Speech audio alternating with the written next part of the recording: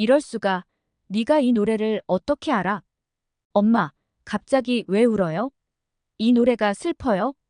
여기 스웨덴의 작은 마을에서 한 여성이 한국의 80년대 노래를 듣고 눈물을 흘리고 있습니다. 딸이 이유를 묻자 여성은 더 오열하고 마는데요. 대체 무슨 노래를 듣고 왜 눈물을 흘리는 것일까요? 잠깐 시작하기 전 구독, 좋아요는 영상 제작에 큰 힘이 됩니다. 본 내용은 해외 커뮤니티 레딧에 올라온 사연을 재구성하였습니다. 그럼 오늘의 사연을 시작해 보겠습니다. 안녕하세요, 여러분. 저는 스웨덴에서 대학생 딸을 키우고 있는 엘리 윤손입니다. 저는 스웨덴의 작은 시골 마을에서 자랐는데요. 어린 시절부터 음악에 흥미를 느꼈고, 음악은 제 삶의 중심이었습니다. 특히 스웨덴은 초등학교부터 음악 교육 커리큘럼이 매우 세밀하고 철저하게 운영되고 있는데요. 이런 풍부한 음악 교육 환경 덕분에 다양한 악기와 장르를 접할 수 있었고, 저는 피아노를 배우고 합창단에 참여하면서 음악을 통해 감정을 표현하는 법을 배웠습니다. 그러나 제 삶은 제가 10살이 되던 해에 부모님께서 교통사고로 돌아가시면서 큰 변화를 맞이했습니다. 어린 나이에 부모님을 잃은 저는 이모와 함께 살게 되었죠. 이모는 저를 친딸처럼 따뜻하게 보살펴 주셨지만 그분의 친절과 희생이 저에게는 커다란 죄책감과 부담감으로 다가왔어요. 그리고 이런 경험은 저를 더욱 독립적이고 강한 사람으로 성장하게 했습니다. 하지만 다른 한편으로는 혼자만의 시간에 깊이 빠져들게 하기도 했습니다. 외동이었던 저는 고독한 시간 속에서 책과 음악에 더욱 의지하게 되었고, 자연스럽게 글쓰기와 문학에 관심을 갖게 되었습니다. 음악과 문학은 제게 세상과 소통하는 창구가 되었고, 특히 음악은 저에게 위로와 영감을 주는 중요한 요소였어요. 음악과 문학에 깊이 빠져 지내던 저는 고등학교를 졸업할 무렵 진로에 대해 깊이 고민하게 되었습니다. 사실 제 마음 깊은 곳에서는 음악을 전공하고 싶다는 열망이 있었습니다. 피아노와 작곡을 배우면서 음악에 대한 애정은 날이 갈수록 커져갔죠. 그러나 음악 전공은 학비가 많이 들었고 저를 키워주신 이모에게 큰 부담을 드리고 싶지 않았습니다. 이모는 제가 무엇을 하든 지지해 주셨지만 저는 항상 미안한 마음이 컸습니다. 그래서 저는 더 실용적이고 비교적 비용이 적게 드는 문학과에 진학하기로 결심했습니다. 문학 역시 제가 사랑하는 분야였고 글을 쓰면서도 음악과 예술을 접목할 수 있는 가능성이 많았습니다. 그렇게 저는 스톡홀름 대학교의 문학과에 진학하게 되었습니다. 대학 생활은 마치 새로운 세계와 같았습니다. 다양한 배경을 가진 사람들과의 만남, 그리고 끊임없이 펼쳐지는 지적 탐구는 저를 매료시켰죠. 하지만 무엇보다도 제 마음을 사로잡은 것은 캠퍼스에서 들려오는 다양한 음악 소리였습니다. 대학에서 만난 친구들과 함께 즉흥적으로 연주를 하기도 하고 다양한 음악 모임에 참여하면서 제 음악적 열정은 더욱 커져갔습니다. 대학교에서의 첫 해가 끝나갈 무렵, 저는 한 가지 새로운 꿈을 꾸게 되었습니다. 단순히 글을 쓰고 음악을 즐기는 것을 넘어서 제가 직접 쓴 이야기에 제 음악을 결합해보면 어떨까 하는 생각이었죠. 이 꿈을 실현하기 위해 저는 더 많은 경험과 지식이 필요하다는 것을 깨달았습니다. 그래서 졸업 후 저는 스톡홀름에 있는 한 출판사에서 인턴으로 일하기 시작했습니다. 출판사에서의 일은 기대 이상으로 흥미로웠습니다. 매일 다양한 책과 원고를 접하며 작가들의 창작 과정에 깊이 관여할 수 있었죠. 그러나 출판사의 세계는 생각보다 훨씬 경쟁적이었습니다. 특히 스웨덴 문학계에서 인정받기 위해서는 남다른 재능과 끈기가 필요했습니다. 저는 매일 밤늦게까지 책을 읽고 원고를 편집하며 제가 원하는 글과 음악을 어떻게 결합할 수 있을지 고민했습니다. 하지만 한편으로는 제 마음속 깊은 곳에서 뭔가가 부족하다는 느낌이 들기 시작했습니다. 스톡홀름에서의 삶은 안정적이고 만족스러웠지만 저는 더 넓은 세상에서 저의 가능성을 시험해보고 싶었습니다. 그리고 그때 출판사에서 한국 파견 근무자를 모집한다는 공고가 올라왔습니다. 한국은 저에게 너무도 낯설고 먼 나라였습니다. 하지만 그곳에서의 새로운 경험이야말로 제가 찾고 있던 도전이 아닐까 하는 생각이 들었습니다. 한국의 문학과 음악, 그리고 그곳의 문화는 저에게 새로운 영감을 줄 수 있을 것 같았어요. 출판사에서는 한국 시장에 진출하기 위해 현지에서 활동할 인재를 필요로 했고, 저는 그 기회를 잡기로 결심했습니다. 제 결정은 많은 이들에게 놀라움을 안겨주었습니다. 회사 내에서는 한국 파견에 대한 반응이 그리 좋지 않았기 때문이죠.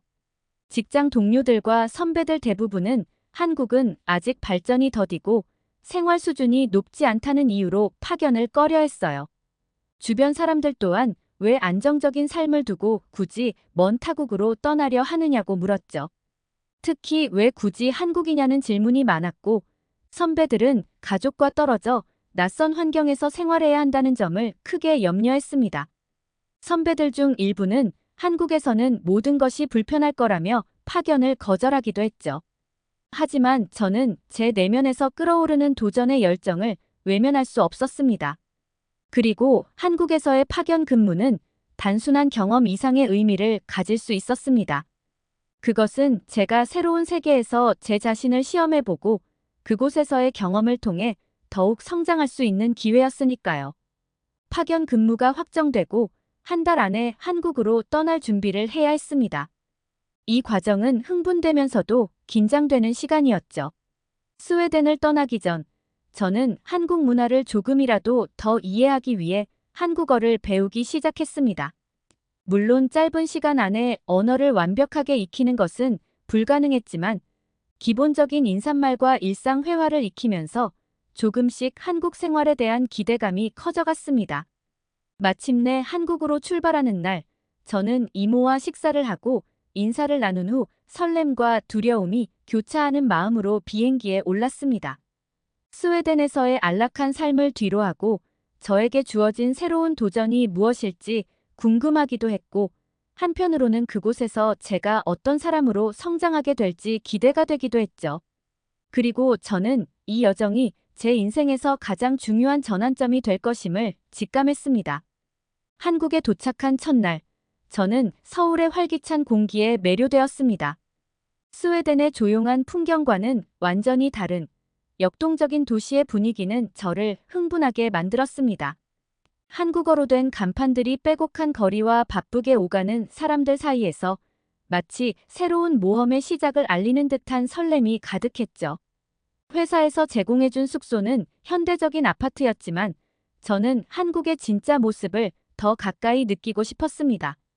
그래서 좀 더 전통적인 분위기를 느낄 수 있는 하숙집을 찾기로 했습니다. 그렇게 해서 찾은 곳이 바로 서울의 한적한 동네에 위치한 오래된 한옥을 개조한 하숙집이었습니다. 나무로 지어진 집은 따뜻한 느낌을 주었고 작은 마당에는 예쁜 정원이 있었죠. 이곳에서 한국의 일상 속에 깊이 스며들 수 있을 것이라는 생각이 들었습니다. 하숙집 주인 아주머니는 저를 친절하게 맞아주셨고 저는 곧바로 이곳이 저의 새로운 집이라는 느낌을 받았습니다. 그리고 이곳에서 만난 이웃이 있었는데 동갑내기 도연이와 4살 연상의 민우였습니다. 도연이는 대전에서 서울로 상경하여 화장품 회사에서 신입사원으로 일하고 있었고 제가 하숙집에 적응하는 데 많은 도움을 주었습니다. 동갑이다 보니 한 집에서 같이 밥을 먹으며 빠르게 친해질 수 있었죠. 민우는 부산이 고향인데 서울에 와서 통역사로 일하고 있다고 하였습니다. 민우는 영어에 능통했으며 그 덕분에 우리는 금방 가까워질 수 있었습니다. 민우는 제가 한국 생활에 적응하는 데 큰 도움을 주었습니다. 한국의 복잡한 대중교통 시스템을 설명해주고 맛집을 추천해주며 심지어 한국어 공부에도 도움을 주었어요. 특히 그는 제가 출판사에서 일하고 있다고 하자 어느 날 저에게 한 가지 특별한 제안을 했습니다. 이번 주말에 함께 남산에 가보지 않을래요? 서울이 한눈에 내려다 보이는 멋진 곳이 있어요. 그리고 한국의 역사적인 장소도 함께 돌아볼 수 있을 거예요. 그의 제안에 저는 두말 없이 수락했습니다. 주말이 되어 우리는 남산으로 향했습니다. 케이블카를 타고 올라가면서 서울의 전경이 펼쳐지는 모습을 보니 저는 마치 영화 속에 들어온 듯한 기분이 들었습니다. 정상에 도착했을 때 민우는 저를 한 곳으로 데려갔습니다. 그곳은 서울을 한눈에 내려다볼 수 있는 전망대였죠. 바람이 살랑살랑 불어오는 그곳에서 우리는 잠시 말없이 도시를 바라보았습니다. 그때 민우가 말을 꺼냈습니다. 이곳은 저에게 특별한 곳이에요. 제가 처음 서울에 와서 답답하고 막막했을 때 자주 오던 곳이거든요. 서울의 변화하는 모습을 보면서 저도 함께 성장한 것 같아요. 저는 그의 이야기에 귀를 기울이며 그가 가진 깊은 감수성과 한국에 대한 애정을 느낄 수 있었습니다. 그날 우리는 서로의 어린 시절에 대한 이야기를 나누며 더욱 깊은 대화를 하게 되었습니다. 하숙집에서 생활하는 동안 민우는 저에게 항상 따뜻하게 대해주었고 그의 배려와 친절함은 저를 편안하게 해주었습니다. 그때쯤 회사에서는 중요한 프로젝트를 맡게 되었습니다. 한국 출판 시장에 새로운 시도를 하기 위한 프로젝트였고 저는 한국 작가들과 협업하는 작업을 맡게 되었죠. 이 프로젝트는 제가 한국에서의 커리어를 쌓는 데 있어 중요한 기회였습니다. 그래서 저는 더욱 집중해서 일에 몰두했지만 그와 동시에 민우와의 관계는 점점 더 소원해져 갔습니다. 그러던 어느 날 회사에서 늦게까지 야근하고 돌아오는 길에 하숙집 앞에서 민우가 저를 기다리고 있었습니다. 그는 걱정스러운 얼굴로 저를 보며 말했습니다. 요즘 너무 무리하는 것 같아요. 괜찮아요? 그의 따뜻한 말 한마디에 저는 가슴이 뛰었고 그가 저에게 점점 특별한 존재가 되어가고 있음을 느꼈습니다. 저는 민우에게 많이 의지하게 되었고 시간이 지날수록 그에 대한 감정이 우정 이상으로 발전하고 있음을 깨달았습니다. 그리고 한국에 온 지 2달 정도 되었을 무렵 민우는 저와 진지하게 만나보고 싶다며 적극적으로 고백했고 우리는 마침내 연인으로 발전했습니다. 우리는 서로의 쉬는 날 시간을 맞춰 숨겨진 명소들을 찾아다니고 맛집을 탐방하며 행복한 시간을 보냈습니다. 저의 생일날이 되자 그는 음악을 좋아하는 저에게 카세트를 선물해 주었습니다. 정말 최고의 선물이었죠. 민우는 한국의 가요를 소개해 주었고 자신이 좋아하는 가요 테이프를 들려주었습니다. 그는 가수 조용필의 팬이라고 하였습니다. 저는 처음에 노래를 듣고 어떤 내용인지 몰랐지만 깔끔하고 세련된 목소리에 점점 빠져들었습니다. 그리고 가사를 직접 따라 불러보면서 자연스럽게 한국어 공부를 할 수 있었어요. 덕분에 저는 한국어 실력이 점차 늘면서 읽기뿐만 아니라 대화를 나눌 수 있을 정도로 능숙해졌고 회사에서 맡은 프로젝트도 성공적으로 마칠 수 있었어요.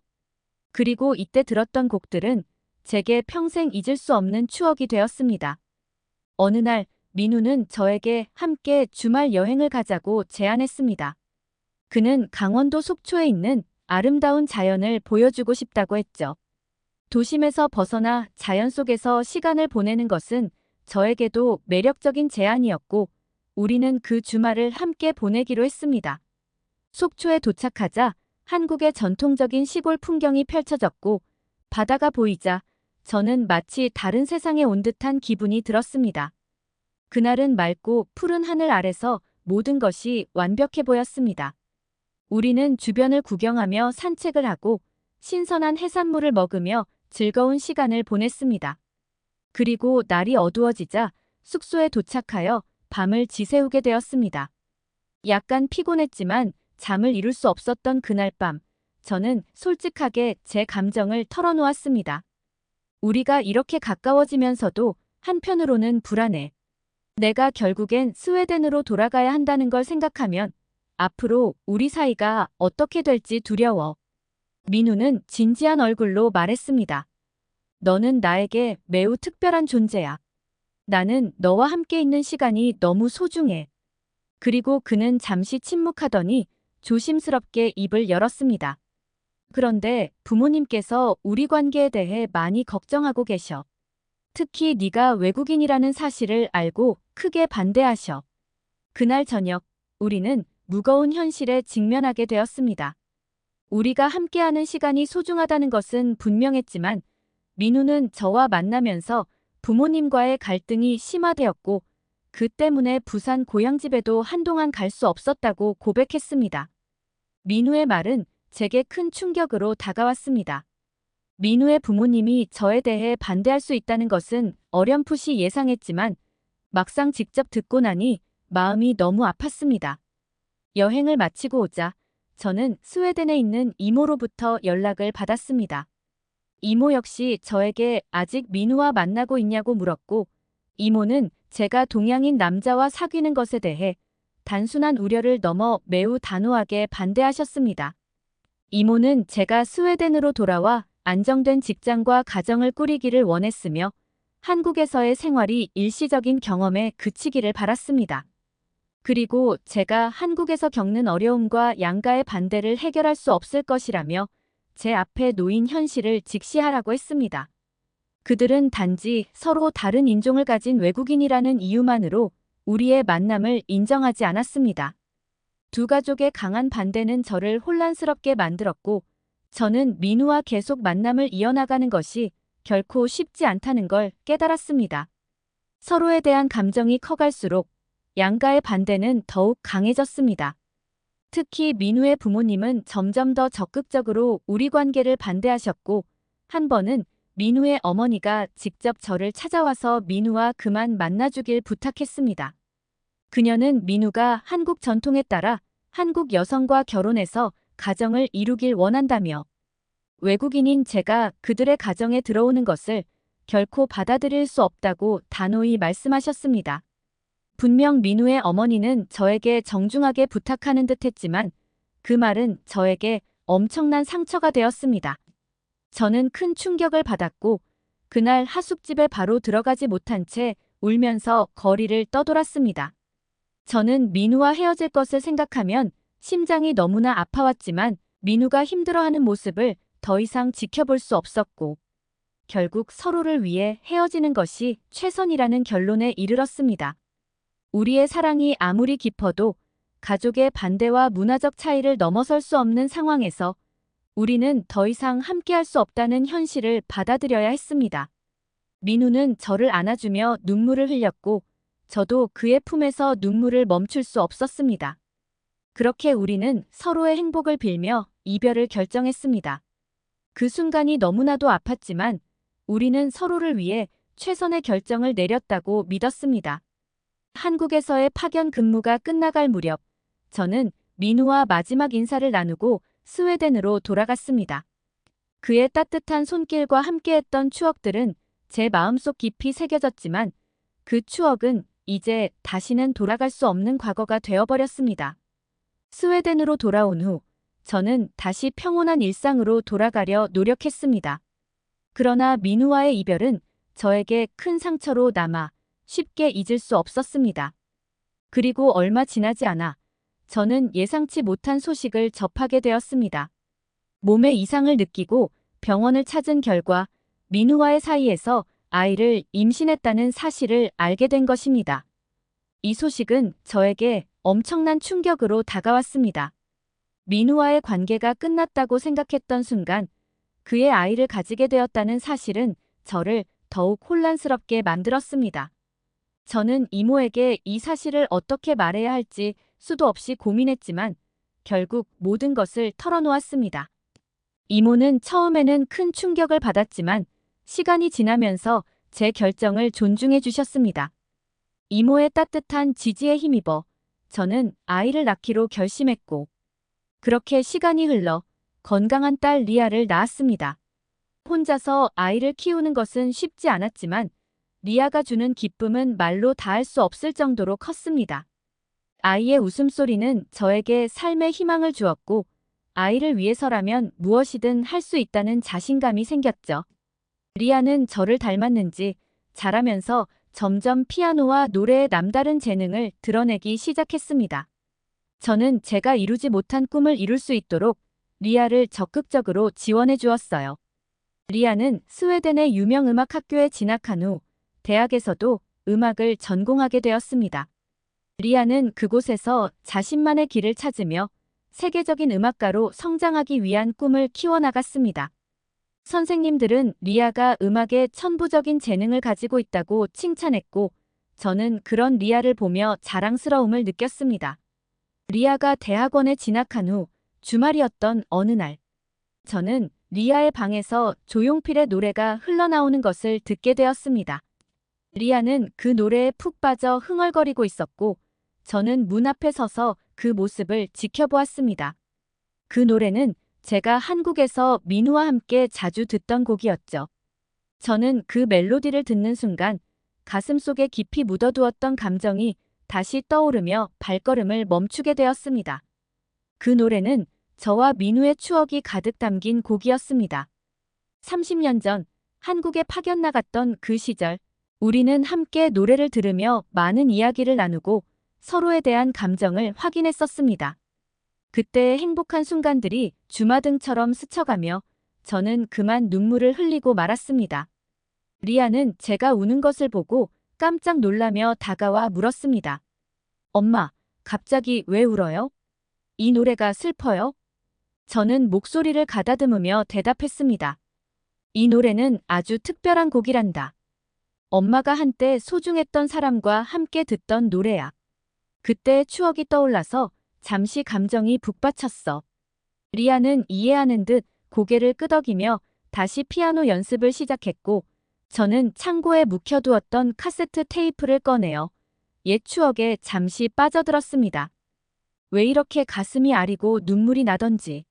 몇 주 후, 리아와 저는 스웨덴에서 열리는 조수미의 음악회에 가기로 했습니다. 조수미는 리아가 존경하는 아티스트 중 한 명이었고, 그녀의 공연을 볼 수 있다는 생각에 리아는 무척 좋아했습니다. 우리는 음악회 날 멋지게 차려입고 가서 공연을 감상했고, 조수미의 아름다운 목소리에 완전히 빠져들었습니다.